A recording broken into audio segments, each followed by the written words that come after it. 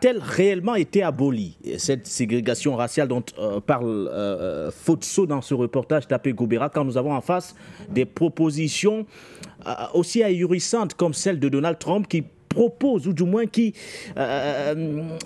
met sur la table cette proposition de rapatriement des Afrikaners en leur accordant un statut de réfugié aux États-Unis, juste parce que l'administration Trump considère qu'ils seraient marginalisés en Afrique du Sud, ceci au lendemain de l'adoption justement de cette réforme agraire, désormais en vigueur en Afrique du Sud.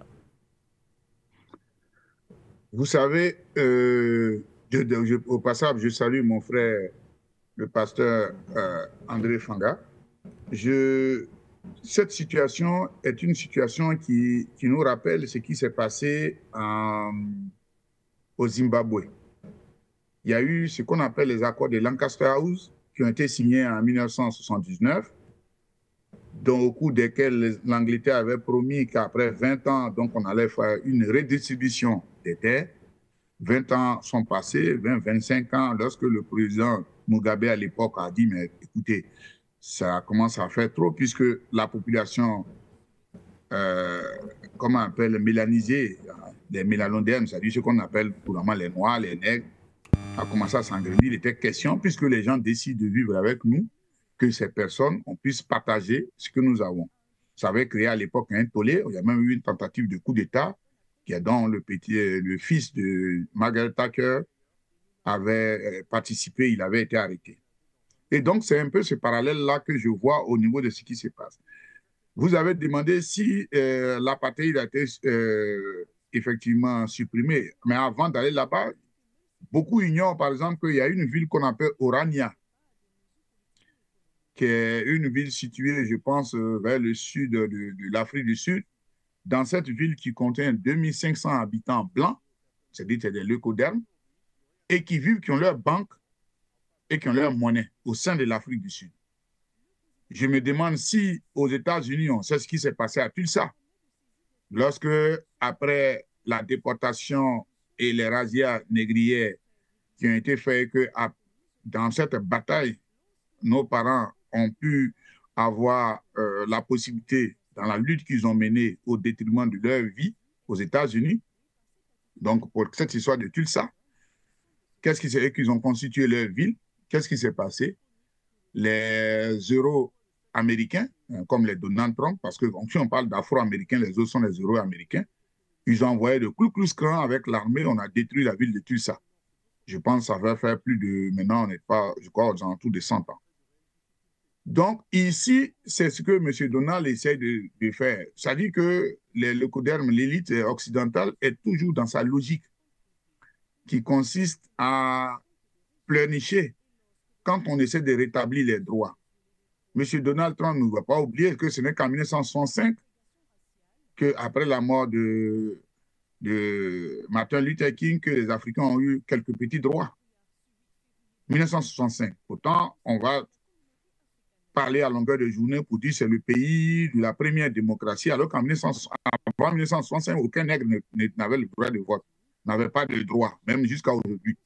Nous avons pas mal d'éléments comme ça, ce qu'ils appellent la troisième, je crois que c'est la loi de la troisième victime. C'est-à-dire que si on vous attrape 3 fois, même si vous avez volé même une banane, vous êtes condamné à mort. Vous pouvez même être condamné à mort. Bref, ce qui fait que les prisons sont remplies de beaucoup de négro-africains.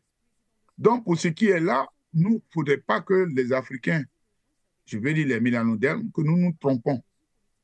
Puisque le paradigme de l'élite européenne, occidentale, c'est un paradigme de domination. Il faut qu'on le mette en tête. Ce n'est pas à travers les religions dites révélées que ça va changer. Non, non, non. Même avec les religions dites révélées, ils sont venus nous agresser. D'ailleurs, le président Jomo Kenyatta disait que quand les Blancs sont venus, nous on avait les terres, ils avaient la Bible. Ils nous ont appris la Bible les yeux fermés. En les ouvrant, nous on avait la Bible, ils ont eu les terres. Donc, tout ça, c'est un élément, il faut savoir que c'est les rapports de force qui vont faire que les choses vont changer.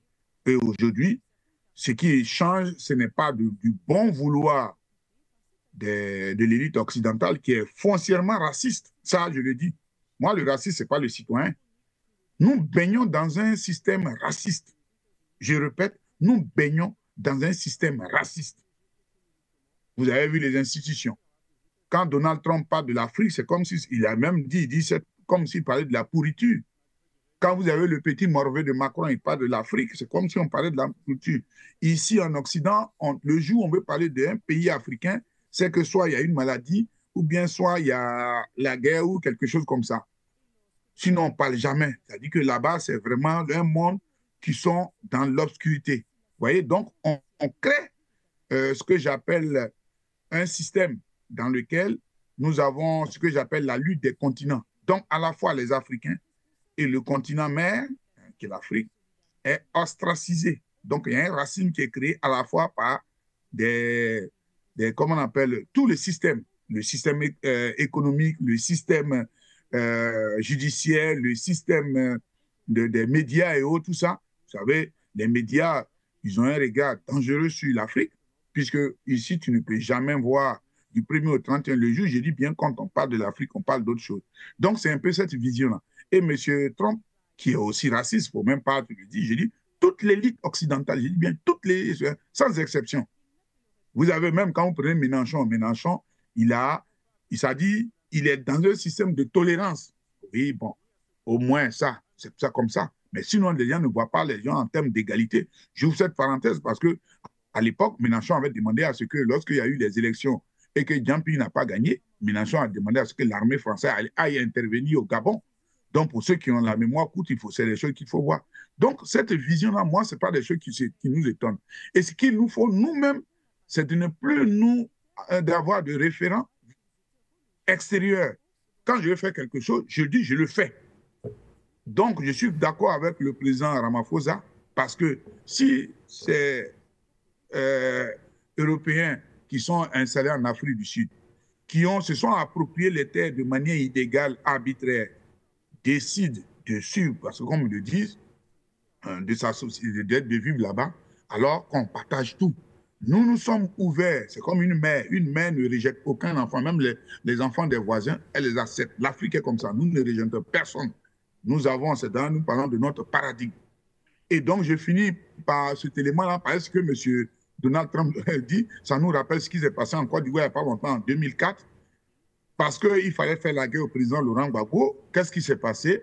Les Français, après avoir détruit les aéronefs sous prétexte qu'on les aurait bombardés, ont créé un système pour dire aux Français quitter la Côte d'Ivoire pour faire plaisir à leur population, pour pouvoir accomplir leur dessein. Je parle il y a le 2004, hein, pour pouvoir installer Ouattara, 2004. Donc, les Français, on a envoyé, on a pris le grand tranquillement, on a même raconté sur les chaînes mainstream ici, les médias mensonges, que oui, il y a des femmes qui ont été violées, alors qu'une femme n'a été approchée à plus forte raison. Et donc, on les a rapatriés. Chacun devait recevoir 400 €, alors que des gens qui vivaient très bien avec des visas. Après, quelques temps après, ils sont venus eux-mêmes en catimini. Donc, quand ces Afrikaners disent ça, ils savent qu'aujourd'hui, les États-Unis, c'est un pays qui est en crise, c'est un pays qui est en déclin. C'est lui ceux qui ne le savent pas. Donc, Trump hérite d'un pays qui est en déclin. Il le sait. Et donc, tout ce qu'il fait, c'est le fanfaronnade. Il n'y a rien. C'est un pays qui est en déclin. Vous savez que Cuba vient d'entrer dans les BRICS. Ainsi de suite, vous allez voir, parce que nous sommes en train de privilégier le monde multipolaire. Et à partir de ce moment-là, les richesses sont ailleurs qu'en Occident. Et donc, ils seront obligés, lorsque nous allons établir des rapports de force, soit de venir négocier véritablement. Et donc, en prenant ces gens-là, alors que déjà aux États-Unis, c'est un pays qui est en crise, où des populations ont des difficultés pour vivre, vous allez encore surcharger la population. Eux, ils savent qu'en allant là-bas, leur vie ne va pas s'améliorer comme ça s'est passé avec les Français il y a plus d'une vingtaine d'années. Donc, c'est la même chose qui va se passer. Donc, ils sont conscients. Et donc, il leur appartient à eux de dire que s'ils veulent vivre en Afrique du Sud et qu'ils se mettent dans le même état d'esprit que ceux qui sont là, qui les ont accueillis, c'est ça. C'est nous qui les avons accueillis. Ce n'est pas comme aux États-Unis où les Amérindiens ont accueilli les Européens et ceux-là, on les a mis dans les, comment on appelle, dans les réserves, comme ça avait été fait à l'époque en Afrique du Sud. Aujourd'hui, on les a accueillis, qui se conforment à partager ce qu'ils ont d'abord pris de manière illégale, et on n'est pas méchant pour leur dire qu'on leur enlève tout, mais qu'ils partagent au moins ce qu'il y a. Et ceux qui ne veulent pas, je pense qu'on va leur dire, bon, d'aller où ils peuvent avoir le maximum. Il y a des pays capitalistes, pas en Afrique. En Afrique, c'est le sens du partage, c'est le sens de la solidarité. Merci à vous, Tapé Grobera. Alors,